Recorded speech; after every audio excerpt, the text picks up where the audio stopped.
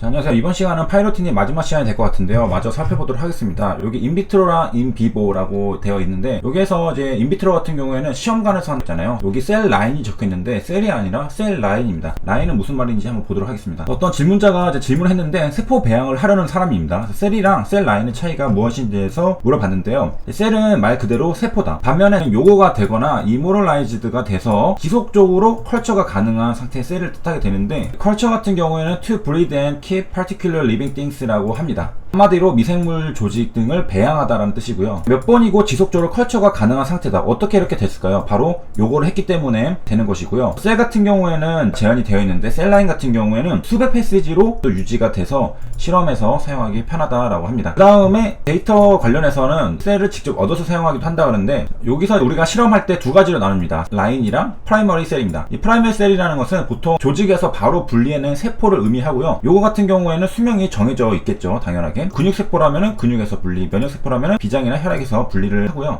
그 다음에 이제 용어 뜻을 보면은 셀은 그냥 세포라고 하고, 셀 라인은 세포주입니다. 일반적으로 이제 프라이머리 셀을 이용해서 실험을 하려고 하면은 얘도 뭐 환경이 달라지기 때문에 스트레스도 받고 빨리 사멸을 해가지고 실험을 더 지속을 못합니다. 그래서 생각했는 게 바로 트랜스펙션이라고 하는 건데요. 이게 바로 세포주를 만드는, 세포가 무한대로 분열할 수 있게 만들어주는 겁니다. 어떤 식으로 하느냐, 바이러스를 사용해가지고요 지네틱 뮤테이션을 만들어냅니다. 그러면은 무한 분열을 할 수가 있고요. 바이러스로 이제 트랜스펙션이 나오는데, 뭐 바이러스 핵산이나 플라스미드를 진핵세포에 도입하는 것을 트랜스펙션이라고 합니다. 그 다음에 주의할 점은, 트랜스펙션 한다고 모든 세포가 셀라인, 그러니까 세포주가 되지는 않고요. 무한 분열이 가능하면서도 세포 고유 특징이나 기능을 잃어버리지 않아야지 셀 라인이라고 부를 수가 있습니다. 그 다음에 이제 트랜스펙션 할 때는 핵산은 강한 음전화를 띠기 때문에 똑같이 음전을 띠고 있는 진핵세포의 세포막을 통과를 하기가 힘들죠. 그렇기 때문에 뭐 화학적 물리적인 방법을 이용한다고 하는데, 이 화학적 방법에서는 양이온 중합체, 양이온 리포솜 등이 사용이 된다라고 합니다.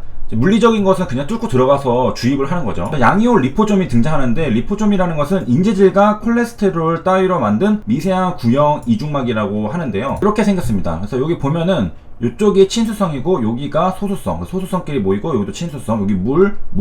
리포솜의 어원은 그리스어에서 지지를 뜻하는 리포랑 체를 뜻하는, 이게 소마에서 유래되었습니다. 그래서 리포솜이 됐고, 기본 구조는 아까 봤듯이 인지질로 되어 있고요. 양친매성 분자들이 함께 어우러져 있습니다. 양친매성이라는 것은 극성인 물과 비극성인 기름, 이 둘은 섞일 수가 없잖아요. 모두의 친화적인 성질이 양친매성입니다. 한마디로 극성, 비극성 용매에 대해 두 가지 성질 모두의 친화성을 갖는 상태입니다. 그래서 양친매성 하면은 계면활성제를 말하지 않을 수가 없는데요. 비누나 세제 등으로 많이 사용이 됩니다. 계면이라는 것은 인터페이스입니다. 인터페이스고, 두 개 상사이의 경계면을 말하면 되는 것이고요. 그리고 이제 비누를 예를 들면은 이제 물로만 씻으면은 되겠지만은, 물로 안 씻어지는 것들이 있잖아요. 그런 것들은 이제 기름 같은 게 있을 텐데, 그런 것도 같이 씻어주는 작용을 하는 게 비누입니다. 그게 가능한 이유는 양친매성으로 물이랑도 친하고 기름이랑도 친하기 때문에 그렇게 된다는 것이고요. 리포솜 같은 경우에는 뭐로도 각광을 받고 있느냐, 미생물을 제어하는 뭐 항생물질, 요거 치료하는 약물 전달 운반체로도 각광을 받고 있다라고 합니다. 어떻게 하느냐, 아까 봤던 막 사이에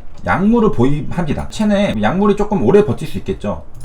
더 나아가서는 어떤 해당 부위에 약물이 선택적으로 모이도록 하고, 그런 식으로 해서 한다고 하고요. 우리가 보려고 했던 것은 이제 리포솜으로 해서 침투를 한다고 했잖아요. 어떤 식으로 하느냐, 이렇게 리포솜이 있고요. 요거는 헬리코박터 파이로리인데, 여기 보면은 세포막을 이렇게 파괴하는 리포솜의 모습을 볼 수가 있습니다. 이렇게 들어가고, 원래는 트랜스펙션 하려고 하면은 이제 세포막 뭐 DNA 뭐 핵산 같은 거의 경우에 둘 다 음이온을 띠기 때문에 막 튕겨져 나갈 수가 있잖아요. 그런데 이 리포솜을 이용해 가지고 이렇게 해서 들어간다라는 것이고요. 다시 돌아와서 우리는 셀 라인이랑 셀이랑 비교를 해봤습니다. 셀은 세포고, 셀 라인은 세포주이고, 세포주를 만드는 방법에는 이제 바이러스 같은 그런 거 주입을 해가지고 지네틱 뮤테이션을 일으켜서 무한 증식할 수 있게 만드는 건데, 그렇게 하려면은 둘 다 음이온을 띠기 때문에 그거를 침투할 수 있는 능력을 주게 하는 게 리포솜 같은 거, 양이온 리포솜이죠. 여기서는 세포막이랑 이제 핵산 둘 다 이제 음이온을 띠니까. 그래서 이제 이렇게 해서 만든다고 했고요. 그 다음에 여기 보면은 TGI라는 게 나오는데요. 이게 요거 그로스 인히비션입니다. 파이로티닙에 대한 것을 봤는데 21일 동안 해가지고 보니까 도수는 각각 달라요. 5, 10, 20 이렇게 되어 있는데 각각 109%, 157%, 159%가 나왔습니다. TGI가 뭔지를 한번 같이 보도록 하겠습니다. 식을 보니까 TGI는 요거 빼기, 요거 뺀 것을 나눠주는 건데, 일단은 여기 보면은 VC1 이거고요. 그 다음에 VT1 이거는 각각 어떻게 되느냐, 얘가 컨트롤 그룹이고요, 얘가 트리티드 그룹입니다. 엑스페리먼털 그룹이고, 대조군 실험군인데 이쪽은 치료를 받지 않은 그냥 자연 상태고요, 여기가 치료를 받은 약을 투여하던가. 그 다음에 여기 보면은 뒤에 1이 있고 0이 있잖아요. 0이 더 이전입니다. 그러니까 이제 스타트할 때, 도스리지를 스타트할 때 초기 상태, 그 다음에 이 분자가 바로 여긴 치료가 들어가고 여긴 치료가 안 들어가고 지나서 요거 익스트랙션을 한 시점입니다. 그러니까 분모가 처음 시작할 때고 분자가 나중에 결과를 보는 겁니다. 그래서 차이는 어디서 나오느냐, 처음에 시작할 때는 컨트롤 그룹이랑 트리티드 그룹 둘 다 별 차이가 없겠죠. 그래서 분모는 차이가 별로 없을 거라고 생각할 수가 있겠고요. 그럼 이제 어디서 나느냐, 바로 분자에서 차이가 나는데요, 이거는 민 볼륨입니다. 민 볼륨을 보는 건데 VC1 같은 경우에는 치료를 안 했으니까 더 커져 있을 가능성이 높겠죠. 그 다음에 T1 같은 경우에는 치료를 했으니까 유지가 되던가 더 줄어들던가 그럴 가능성이 큽니다. 그래서 요게 앞에 게 커질 경우에는 이 전체 TGI 같은 경우에는 숫자가 커지겠죠. 당연하게도 이 볼륨이 치료를 안 한 쪽이 더 커지고 그 다음에 치료를 한 쪽은 더 작아질 가능성이 높으니까 TGI는 커질 가능성이 높습니다. 그렇게 해서 이제 돌아와서 보면은 이제 TGI 지표가 뭔지를 알았습니다. 그래서 21일 동안 복용을 했는데 109%가 나왔습니다. 이제 5mg/kg으로 했을 때 10부터가 좀 의미가 있게 157, 159 이렇게 됐습니다. 그 다음에 이제 도스라는 뜻이 있는데, 도스라는 것은 복용량을 뜻하게 됩니다. 그리고 이제 복용량을 높인 것에 대한 용어가 한 두 가지가 있는데요, 오버도스라는 게 있는데 이거는 too much of the drug라고 적혀 있고요, 보통 안 좋은 의미로 쓰이죠. 그래서 nearly died라고 적혀 있고, 여기도 died of, 오버도스로 죽었다, 이런 표현이 쓰입니다.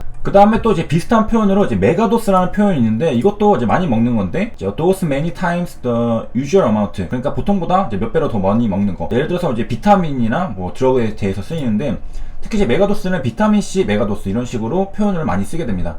오버도스보다는 부정적인 느낌이 이제 별로 없고요, 둘 다 많이 먹는 겁니다. 그래서 정리를 하면은 셀이랑 셀 라인을 구분했었고요, 이 셀 라인을 만들기 위해서 바이러스 같은 거 주입을 하려고 하는데, 그때 양침매성이 리포좀을 이용한다. 그리고 양침매성 중에서는 이제 계명활성제 이런 게 있는데, 이제 물과 기름은 본래 잘 섞이지 않아서 경계면 인터페이스를 형성하는데, 계명활성제, 계면은 이제 인터페이스잖아요, 이거를 활성화한다는 겁니다. 계면활성제가 들어가면은 경계면이 활성화되어서 섞이게 된다. 그래서 계면활성제. 그리고 생체 내에서는 인지질이 대표적인 계면활성제였고요, 리포좀도 인지질로 만들어졌었죠.